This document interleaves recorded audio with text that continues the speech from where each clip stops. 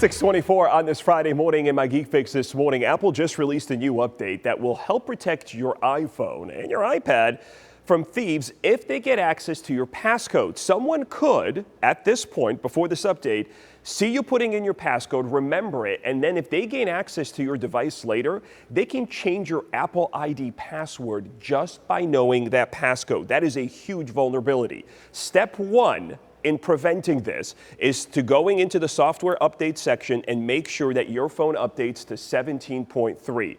Took me about 25 minutes to do this on my phone, so give yourself plenty of time. Once the update loads, go back into settings, look for the Face ID and Passcode section, and once you're there, scroll down, look for stolen device protection and turn it on. It may take a couple of seconds.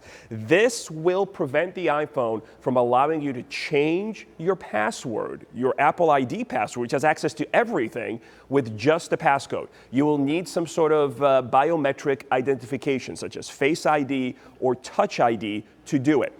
By the way, while you're there, keep scrolling down. Take a look at some of these settings at the bottom of that screen. These are things that a person would have access or not have access to from your lock screen when your phone is locked. Many of these are turned on by default. You may not want to show your text messages or certain alerts when your phone is locked on your lock screen, just in case folks have access to your phone. All of that is available in the settings section on your iPhone. James? It's good advice, Greg. You don't know how much